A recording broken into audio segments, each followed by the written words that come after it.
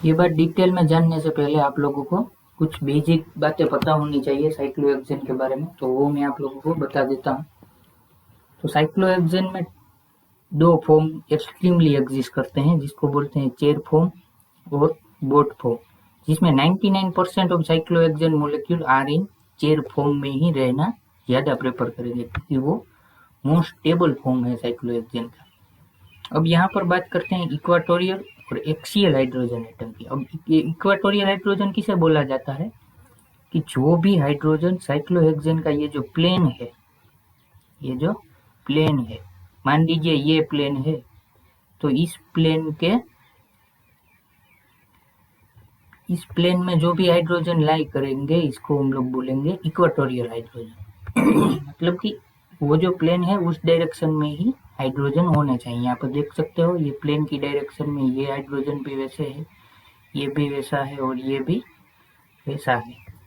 Similarly यहाँ पर भी आप लोग प्लेन अज्यूम कर सकते हो, तो ये भी प्लेन की डायरेक्शन में है, ये भी प्लेन की डायरेक्शन में और ये भी प्लेन की डायरेक्शन में, तो ये सारे हाइड्रोजन को इक्वाटोरियल हाइड्रोजन बोलेंगे। एक्सियल हाइड्रोजन किसे बोलते हैं कि जो भी हाइड्रोजन ये प्लेन जो है साइक्लोहेक्सेन का, उसके परपेंडिकुलर डायरेक्शन में जो भी हाइड्रोजन होंगे उसको हम लोग एक्सियल हाइड्रोजन बोलेंगे।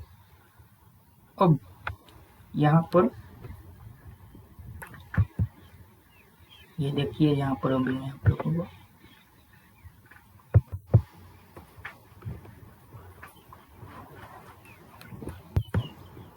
अब देखिए, ये सभी हाइड्रोजन किस तरह से है, ये एक्सियल हाइड्रोजन एटम है सभी, और ये सभी इक्वाटोरियल। अब इन दोनों को कंबाइन करके ये हमको साइक्लोहेक्सेन का फॉर्म मिलता है, जिसको हम लोग चेर फॉर्म बोलते हैं, जिसमें 6 इक्वाटोरियल हाइड्रोजन होते हैं और 6 हाइड्रोजन एक्सियल 6 हाइड्रोजन होते हैं। अब यहाँ पर एक लाइन है कि flipping and reflipping between conformer the axial hydrogen becomes equatorial and equatorial जो भी होते हैं वो एक्सियल हो जाते हैं। मतलब कि मान लीजिए ये साइक्लोहेक्सेन का एक्सियल हाइड्रोजन है, अब इसको आप लोग फ्लिप करोगे, फ्लिप मीन्स ये पार्ट डाउन करना है और ये पार्ट को अप करना है, तो इस तरह से हो जाएगा। तो ये एक्सियल हाइड्रोजन जो था वो इक्वाटोरियल पोजीशन पे चला जाएगा, और ये भी एक्स कोई भी ग्रुप होगा वो अभी इक्वाटोरियल है वो एक्सियल में अरेंज हो जाता है। तो ये थी साइक्लोहेक्सेन की बात।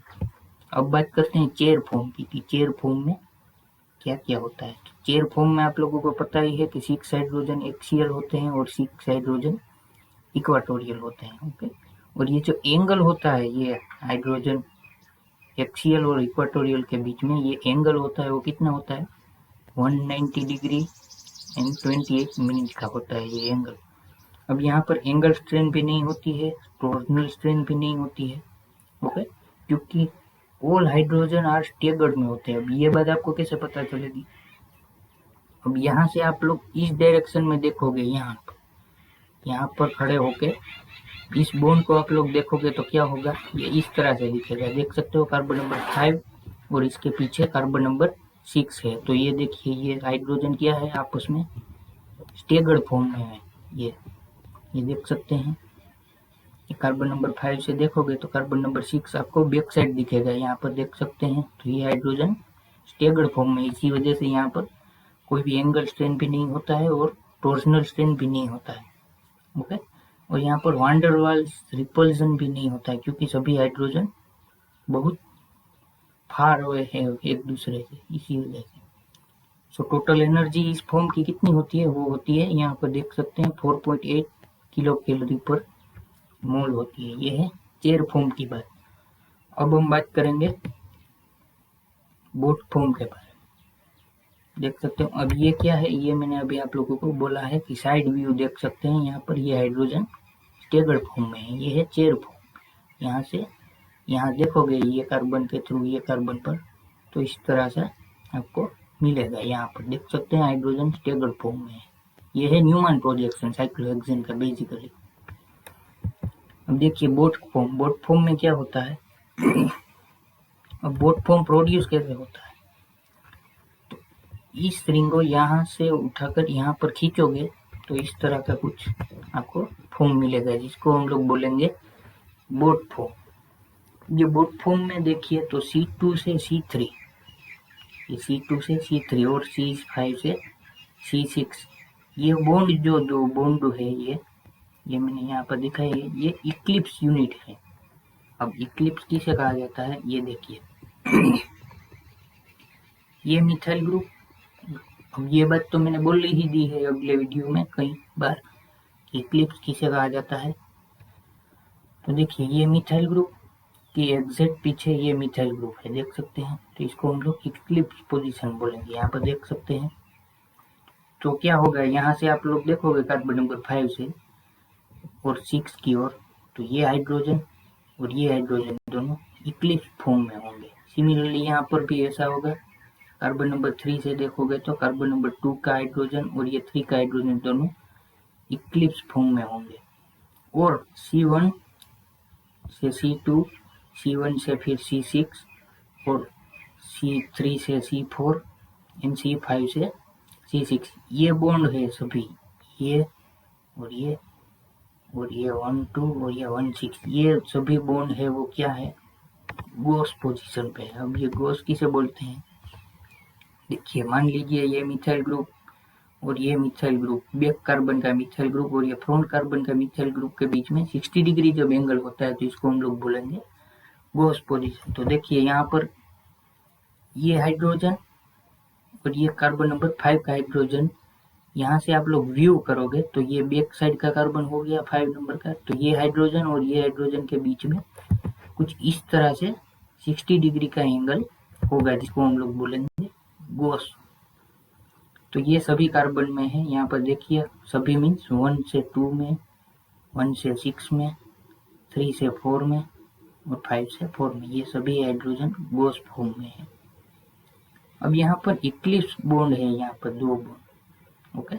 तो यहाँ पर स्ट्रेन डेवलप होता है, मान लीजिए यहाँ पर देख सकते हैं ये स्ट्रेन होता है, यहाँ पर इक्लिप्स फॉर्म है तो ये 2 मिथाइल ग्रुप का इंटरेक्शन से स्ट्रेन प्रोड्यूस होता है।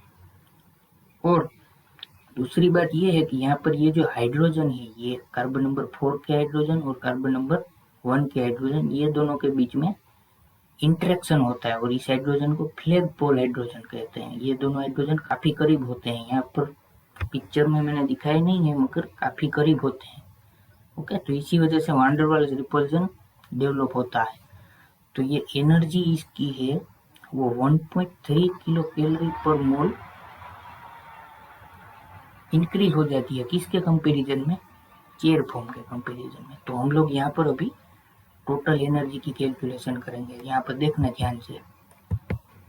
देखिए energy of 4 gauche bond, total energy is equal to 4 gauche bond plus 2 eclipse bond and energy due to van der Waals repulsion. हमने यहाँ पर 4 बॉन्ड ऐसे देखे हैं कि वो गॉस पोजीशन पे है और 2 बॉन्ड ऐसे हैं जो इक्लिप्स पे है और 2 हाइड्रोजन फ्लैग पोल है। तो ये सभी की एनर्जी 4 बॉन्ड है गॉस पोजीशन वाले, तो उसकी 0.8 पे मल्टीप्लाई करके 3.2 आ जाएगी। 0.8 है वो गॉस की कैलकुलेटेड वैल्यू है और यहाँ पर इक्लिप्स बॉन्ड की वैल्यू होती है 3.6। तो यहाँ पर कितने हैं, 2 है प्लस 1.3, मतलब कि फ्लैग पोल हाइड्रोजन के इंटरेक्शन की वजह से इतनी एनर्जी बढ़ जाती है। तो टोटल करके 11.7 किलो कैलोरी पर मोल एनर्जी ऑल ओवर हमें मिलती है, ओके।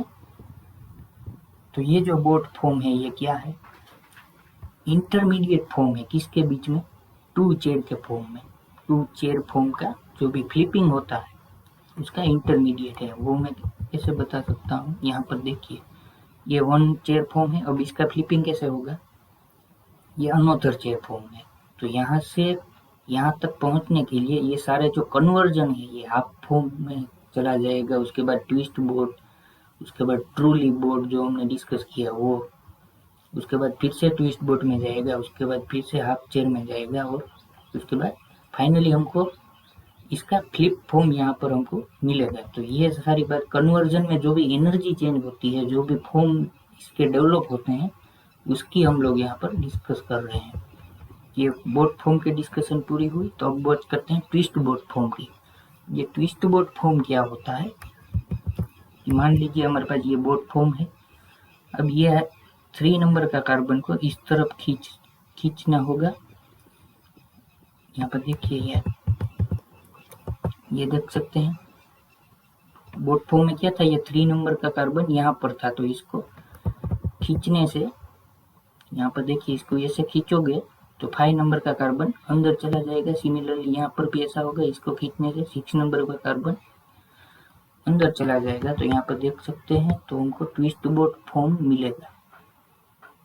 ओके, तो ट्विस्ट बोट फॉर्म में क्या है, तो C2 and C5 carbon are shifted upward, मतलब कि C2 and C5 carbon upward direction में शिफ्ट होते हैं और C6 and C3 वो डाउनवर्ड डायरेक्शन में होते हैं। ओके, अब यहाँ पर ये जो हाइड्रोजन है फ्लैग पोल, ये फार फ्रॉम अवे होते हैं, इसी वजह से यहाँ पर वंडरवाल्स रिपल्जन बोट फॉर्म की कंपैरिजन में यहाँ पर नहीं होता है। तो इसकी वजह से एनर्जी जो है वो वंडरवाल्स रिपल्जन जो कि हाइड्रोजन की थी वो कितनी थी, 1.3 बोट में इंक्रीज होती थी। यहाँ पर क्या होती है, उतनी एनर्जी डिक्रीज हो जाती है। अब यहाँ पर पार्शियली रोटेशन हुआ है बॉन्ड का, मैंने बोला ना कि 2 और 3 का, 6 और 5 का पार्शियली रोटेशन की वजह से जो भी इक्लिप्स पोजीशन थी वो स्लाइटली रिमूव हो जाती है। यहाँ पर बोट फॉर्म में क्या था, इसका रोटेशन हुआ है, ये बॉन्ड यहाँ पर आ गया है और ये बॉन्ड यहाँ से आ गया है, तो इसी वजह से ये जो इक्लिप्स सिस्टम थी यहाँ पर वो थोड़ी सी बिखर जाती है। ओके, तो इसी वजह से टोटल एनर्जी कितनी होगी, total energy of boat form की जितनी होगी उसमें से ये बोट फॉर्म में 1.3 किलो कैलोरी हाइड्रोजन की एनर्जी इंटरेक्शन की वजह से आती थी, मतलब यहाँ पर ये इंटरेक्शन रिमूव हो चुका है, तो उतनी एनर्जी हमको लेस करनी पड़ेगी। तो टोटल एनर्जी हो गई 10.4 किलो कैलोरी पर मोल। अब यहाँ पर देखिए ट्विस्ट बोट फॉर्म जो है ये मोस्ट स्टेबल फॉर्म है, किसकी कंपैरिजन में, बोट फॉर्म की कंपैरिजन में। ये आप लोग कहाँ से कह सकते हैं, ट्विस्ट बोट फॉर्म की एनर्जी थी 10.4 किलो कैलोरी पर मोल और बोट फॉर्म की 11.7, तो ये एनर्जी कम हुई, तो कम एनर्जी होने की वजह से स्टेबिलिटी हायर मिलती है। ओके, तो ये थी ट्विस्ट बोट फॉर्म की बात। अब बात करते हैं हाफ चेयर फॉर्म की। अब ये हाफ चेयर फॉर्म कैसा होता है, तो ये तो बहुत सिंपल है। This form is obtain when chair form is converted to twist boat. जब चेयर फॉर्म ट्विस्ट बोट में कन्वर्ट होता है तो ये हाफ चेयर फॉर्म डेवलप हो जाता है। अब यहाँ पर हायर स्ट्रेन होती है, angular as well as torsional, इसी वजह से ये फॉर्म हाईली अनस्टेबल है। ओके, ये फॉर्म क्या है, हाईली अनस्टेबल। ये देख सकते हैं हाफ चेयर फॉर्म की एनर्जी बाकी सारे फॉर्म से सबसे हायर है, क्योंकि हाईली स्ट्रेनेड सिस्टम है ये, देख सकते हैं। तो ये सारी की सारी बातें जो भी हमने अभी की वो मैंने यहाँ पर डायग्राम में स्लाइड में ली है। तो ये देख सकते हो, चेयर में से सबसे पहले हाफ चेयर में जाएगा, उसके बाद ट्विस्ट बोट, उसके बाद बोट, उसके बाद फिर से ट्विस्ट बोट। मैंने बोला था ना बोट की कंपैरिजन में ट्विस्ट बोट फॉर्म की एनर्जी कम होती है, कितनी, 1.3 किलो कैलोरी पर मोल, तो यहाँ पर देख सकते हैं। ओके, तो similarly half chair form highly extended system हो जाती है। उसके बाद हमको फ्लिप फॉर्म मिलता है, चेयर फॉर्म बी, इसका फ्लिप फॉर्म है। ओके, अब इस वीडियो को यहाँ पर ही खत्म करेंगे और अगले वीडियो में देखेंगे conformational analysis of mono substituted cyclohexane. ये तो हमने देखा कोई भी सब्स्टिट्यूशन नहीं था, अब यहाँ पर सब्स्टिट्यूशन लगा के हम लोग देखेंगे कि क्या चेंज होते हैं स्टेबिलिटी में। Okay, so thank you for watching this video.